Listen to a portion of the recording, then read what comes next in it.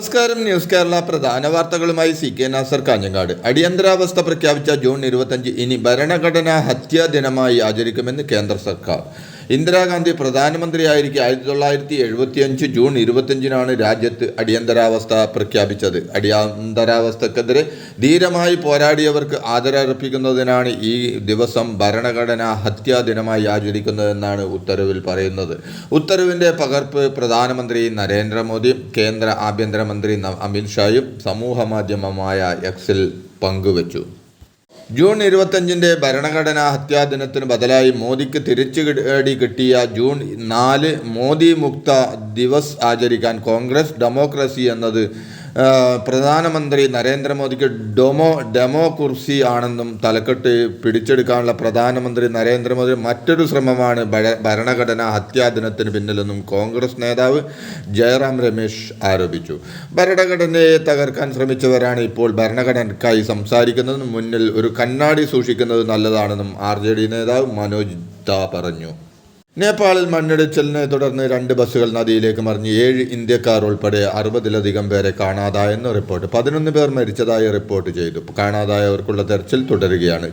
ചിത്വാൻ ജില്ലയിലെ നാരായൺഘട്ട് മുംഗ്ലിക് റോഡിൽ ഇന്നലെ പുലർച്ചെ 3:30-ക്കാണ് അപകടമുണ്ടായത്. ആകെ 65 പേരാണ് 2 ബസ്സുകളിലായി ഉണ്ടായിരുന്നത്. തൃശൂലി നദിയിലേക്കാണ് ബസ് മറിഞ്ഞത്. നേപ്പാൾ പ്രധാനമന്ത്രി പുഷ്പകമൽ ദഹൽ സംഭവത്തിൽ അതീവ ദുഃഖം രേഖപ്പെടുത്തി. നീതി ആയോഗിൻ്റെ സുസ്ഥിര വികസന ലക്ഷ്യസൂചികയിൽ 1-ാം സ്ഥാനം നിലനിർത്തി കേരളം. 79 പോയിന്റോടെ കേരളത്തിനൊപ്പം ഉത്തരാഖണ്ഡും 1-ാം സ്ഥാനത്താണ്. 78 പോയിന്റുമായി തമിഴ്നാട് തൊട്ടടുത്തുണ്ട്. ബീഹാറാണ് ഏറ്റവും പിന്നിൽ. സാമൂഹികവും സാമ്പത്തികവും പരിസ്ഥിതിപരവുമായ മാനദണ്ഡങ്ങൾ ഉപയോഗിച്ച് സംസ്ഥാനങ്ങളെയും കേന്ദ്രഭരണ പ്രദേശങ്ങളെയും വിലയിരുത്തിയാണ് സൂചിക തയ്യാറാക്കുന്നത്. ധനകാര്യ വകുപ്പ് തദ്ദേശ സ്ഥാപനങ്ങൾക്ക് 421 കോടി രൂപ അനുവദിച്ചു. തദ്ദേശ സ്വയംഭരണ സ്ഥാപനങ്ങളുടെ ഈ സാമ്പത്തിക വർഷത്തിലെ പൊതു ആവശ്യത്തിൽ ഫണ്ടിൽ നിന്നാണ് തുക അനുവദിച്ചത്. ഗ്രാമപഞ്ചായത്തുകൾക്ക് 299 കോടി രൂപയും ബ്ലോക്ക് പഞ്ചായത്തുകൾക്ക് 20 കോടി രൂപയും ജില്ലാ പഞ്ചായത്തുകൾക്ക് 14 കോടി രൂപയും മുനിസിപ്പാലിറ്റികൾക്ക് 52 കോടിയും കോർപ്പറേഷനുകൾക്ക് 36 കോടിയുമാണ് ലഭിക്കുക. സംസ്ഥാനത്തെ 24 മണിക്കൂറിനിടെ 11 പേർ പനി ബാധിച്ചു മരിച്ചു. 4 പേർ എലിപ്പനിയും 171 പേർക്ക് ഡെങ്കിപ്പനിയും 4 പേർക്ക് കോളറയും ഇന്നലെ സ്ഥിരീകരിച്ചിട്ടുണ്ട്. പനി ബാധിച്ച് ചികിത്സ തേടിയ 44 പേർക്ക് H1N1 രോഗബാധയാണെന്ന് വ്യക്തമായി. 12,204 പേരാണ് പുതുതായി പനി ബാധിച്ച് ചികിത്സ തേടിയത്. മലപ്പുറത്ത് മഞ്ഞപ്പിത്തം ബാധിച്ച് 2 മാസത്തിനിടെ 3 മരണം. കഴിഞ്ഞ ദിവസങ്ങളിൽ സംസ്ഥാനത്തെ സർക്കാർ ആശുപത്രിയിൽ ചികിത്സ തേടിയവരിൽ പകുതിയിലധികവും മലബാർ ജില്ലകളിൽ നിന്നുള്ളവരാണെന്നാണ്. സംസ്ഥാനത്ത് ഒട്ടാകെ റിപ്പോർട്ട് ചെയ്യപ്പെടുന്ന പനികളിൽ പകുതിയിലധികവും മലബാർ ജില്ലകളിൽ നിന്നാണ്. വിഴിഞ്ഞം തുറമുഖത്തിൻ്റെ ട്രയൽ റണ്ണിൻ്റെ ഔദ്യോഗിക ഉദ്ഘാടനം നിർവഹിച്ച് മുഖ്യമന്ത്രി പിണറായി വിജയൻ. കേരള വികസന അധ്യായത്തിൽ പുതിയ ഏടാണ് വിഴിഞ്ഞമെന്നും ദീർഘകാലത്തെ സ്വപ്നം യാഥാർത്ഥ്യമായി എന്നും മുഖ്യമന്ത്രി പറഞ്ഞു. തുറമുഖങ്ങൾ സാമ്പത്തിക വളർച്ചയുടെ ചാലക ശക്തിയാണെന്നും വിഴിഞ്ഞത്തിലൂടെ ഇന്ത്യ ലോക ഭൂപടത്തിൽ സ്ഥാനം പിടിച്ചുവെന്നും മുഖ്യമന്ത്രി പറഞ്ഞു. അന്താരാഷ്ട്ര ലോബികൾക്കെതിരെ ഒന്നായി പോരാടിയതിൻ്റെ ഫലമാണിതെന്നും പിണറായി വിജയൻ ചൂണ്ടിക്കാട്ടി. വിഴിഞ്ഞം മദർ പോർട്ട് ആയി മാറുമെന്ന് പറഞ്ഞ മുഖ്യമന്ത്രി അഭിമാനിക്കാനുള്ള വക ഇവിടെ തീരുന്നില്ലെന്നും ഇത് 1-ാം ഘട്ടം മാത്രമാണെന്നും വിശദമാക്കി. വിഴിഞ്ഞം തുറമുഖത്തെ ആദ്യ മദർഷിപ്പിൻ്റെ ട്രയൽ റൺ ഉദ്ഘാടന വേളയിൽ മുൻ മുഖ്യമന്ത്രിമാരായ ഉമ്മൻചാണ്ടിയെയും VS അച്യുതാനന്ദനെയും പരാമർശിക്കാതെ മുഖ്യമന്ത്രി പിണറായി വിജയൻ. പദ്ധതിക്ക് കരാറൊപ്പിട്ട മുൻ മുഖ്യമന്ത്രി ഉമ്മൻചാണ്ടിയെയും ഇടതു സർക്കാരുകളുടെ മികവിനെ പുകഴ്ത്തിയ വേളയിൽ VS അച്യുതാനന്ദൻ്റെ പേരും പിണറായി സൂചിപ്പിച്ചില്ല. എന്നാൽ അദാനി ഗ്രൂപ്പിൻ്റെ സഹകരണത്തിനടക്കം നന്ദി അറിയിച്ച മുഖ്യമന്ത്രി മുൻ ഇടതുപക്ഷ മന്ത്രിമാരായ അഹമ്മദ് ദേവർകോവിലിനെയും കടന്നപ്പള്ളി രാമചന്ദ്രനെയും പ്രത്യേകം അഭിനന്ദിക്കുകയും പേരെടുത്ത് പരാമർശിക്കുകയും ചെയ്തു. അതേസമയം BN വാസവനും കരൺ അദാനിയും വിൻസെന്റും പ്രസംഗങ്ങളിൽ ഉമ്മൻചാണ്ടിയെ പരാമർശിച്ചു. വിഴിഞ്ഞം തുറമുഖത്തിന് തറക്കല്ലിടാൻ കഴിഞ്ഞത് ഉമ്മൻചാണ്ടി സർക്കാരിൻ്റെ നേട്ടമാണെന്നാണ് തുറമുഖ വകുപ്പ് മന്ത്രി VN വാസവൻ പറഞ്ഞത്. വിഴിഞ്ഞം തുറമുഖം യാഥാർത്ഥ്യമാക്കാൻ അത്യന്തികമായി ശ്രമിച്ചത് ഉമ്മൻചാണ്ടിയാണെന്ന് കോവളം MLAയും കോൺഗ്രസ് നേതാവുമായ വിൻസെന്റ് ചടങ്ങിൽ പറഞ്ഞു. ഒരു സർക്കാരിൻ്റെ ഇച്ഛാശക്തി എന്തെന്ന് 1ഉം 2ഉം പിണറായി സർക്കാർ വിഴിഞ്ഞത്തിലൂടെ ലോകത്തിന് കാട്ടിക്കൊടുത്തുവെന്ന് തുറമുഖ വകുപ്പ് മന്ത്രി VN വാസവൻ പറഞ്ഞു.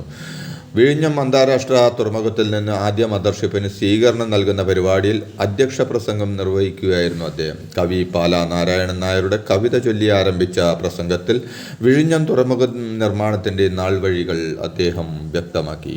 കേരള പോലീസ് അസോസിയേഷൻ ഓൺലൈൻ മീറ്റിംഗിൽ സംസ്ഥാന പ്രസിഡന്റ് സംസാരിക്കുന്നതിന് അനധികൃതമായി മീറ്റിംഗിൽ കയറി ചീത്ത വിളിച്ച സൈബർ സെൽ SI-മാരായ പ്രജീഷ്, സജി ഫിലിപ്പ് എന്നിവർക്കെതിരെ നടപടിയുണ്ട്. പോലീസുകാരുടെ ജോലി സമ്മർദ്ദം കുറയ്ക്കാനായി യൂണിയൻ ഒന്നും ചെയ്യുന്നില്ലെന്ന് ആരോപിച്ചായിരുന്നു ചീത്തവിളി. സംഭവത്തിൽ സ്പെഷ്യൽ ബ്രാഞ്ച് അന്വേഷണം തുടങ്ങി.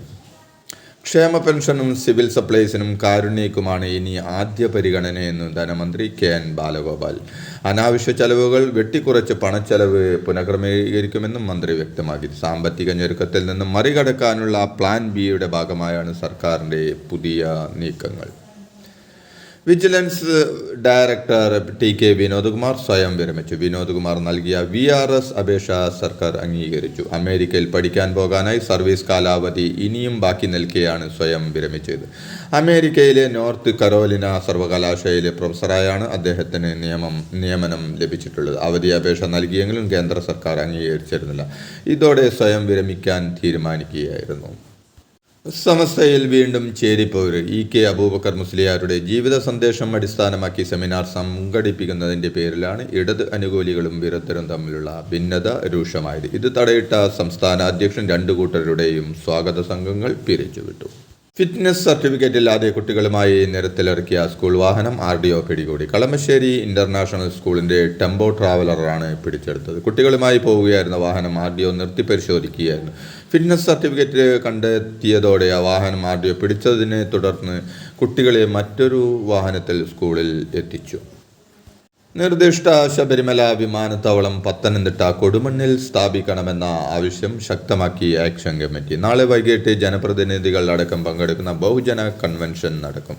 കൊടുമണ്ണിൽ പ്ലാന്റേഷൻ കോർപ്പറേഷന് 1200 ഹെക്ടറിലധികം സ്ഥലമുണ്ട്. റബ്ബർ വിലയിടിവ് കോർപ്പറേഷനെ നഷ്ടത്തിലാക്കിയ സാഹചര്യത്തിൽ ഒരാളെ പോലും കുടിയൊഴിപ്പിക്കാതെ സാമ്പത്തിക ബാധ്യതയില്ലാതെ സർക്കാരിന് കൊടുമണ്ണിൽ വിമാനത്താവളം യാഥാർത്ഥ്യമാക്കാനാകുമെന്ന് ആക്ഷൻ കമ്മിറ്റി പറഞ്ഞു. ഇതോടെ ഇന്നത്തെ പ്രധാന വാർത്തകൾ സമാപിച്ചു. നന്ദി, നമസ്കാരം.